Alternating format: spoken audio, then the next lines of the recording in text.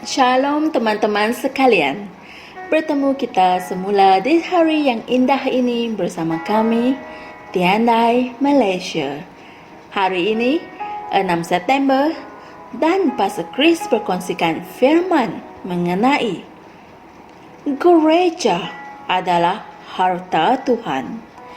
Gereja adalah harta Tuhan. Haleluya. Ayat Injil pembukaan kami dari Matius 16 ayat 18 yang berkata, "Dan aku pun berkata kepadamu, engkau adalah Petrus, dan di atas batu ini aku akan mendirikan gerejaku, dan segala pintu alam maut tidak akan dapat mengalahkannya." Puji Tuhan. Dalam Matius 13 ayat 44, Yesus berkata, "Lagipun, kerajaan syurga itu seumpama harta yang terpendam di sebuah ladang, yang ditemukan oleh seseorang, lalu dipendamkannya kembali. Dan oleh kerana sukacitanya itu, dia pergi dan menjual segala sesuatu yang dia miliki, dan dia membeli ladang itu." Haleluya. Yesus telah membeli seluruh ladang itu kerana ada harta di ladang tersebut. Harta itu adalah gereja, dan ladang itu merupakan dunia. Puji Tuhan. Yesus telah membeli seluruh dunia ini dengan nilai darahnya sendiri demi gereja. Dia telah memberikan segala-galanya. Haleluya. Hal ini membuat kita tahu apa yang syaitan inginkan. Apabila dia mencipta atau membangkitkan krisis di dunia ini, matanya tertuju pada anak-anak Tuhan, yaitu gereja itu. Selalunya strateginya yang utama adalah untuk menyerang gereja Yesus Kristus. Dengan sepenuhnya dia menentang para umat Tuhan daripada melayani dan menyembah Tuhan secara bebas. Namun, dia telah gagal. Puji Tuhan. Mengapa syaitan begitu bersemangat mahu menentang gereja? Ini kerana gereja, yaitu kamu dan aku, mempunyai apa yang diinginkan oleh syaitan sejak dari awal. Dia telah berkata dalam Yesaya 14 ayat 14, "Aku akan menjadi seperti yang maha tinggi."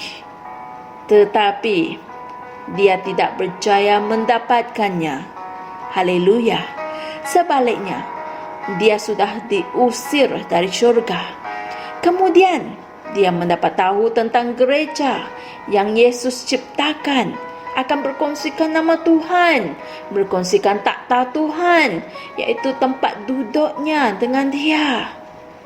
Hari ini, kita menjadi satu dengan Allah melalui kasih Kristus.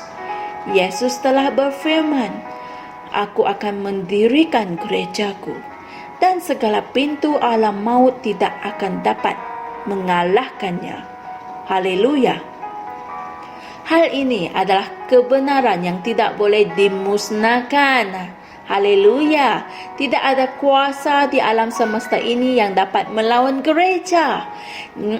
Tidak ada. Jangan melihat gereja sebagai sebuah organisasi semata-mata. Ia merupakan tubuh suci Yesus Kristus, yaitu mutiaranya yang sangat berharga. Puji Tuhan. Teman-teman sekalian, mari kita sama-sama membuat pengakuan ini. Gereja Yesus Kristus membuat impak dengan kemuliaan yang besar, kemampuan yang lebih besar, dan pengaruh yang tidak dapat dihentikan. Kita tidak akan memberi ruang kepada syaitan, kerana roh yang ada di dalam kita adalah lebih besar daripada roh yang ada di dunia. Dan orang Kristian di seluruh dunia mengambil langkah berjaga-jaga untuk berterusan mematahkan segala strategi dan agenda syaitan terhadap gereja. Dalam nama Yesus. Amin. Untuk memahami perkongsian kami pada hari ini, saya cadangkan Anda semua mempelajari Injil-Injil yang berikut.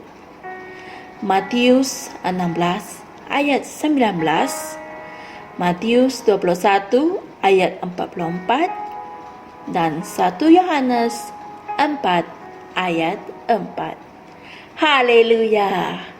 Kesimpulannya, Anda semua dan saya sendiri adalah gereja Yesus Kristus yang amat berharga, harta Tuhan yang tidak ternilai.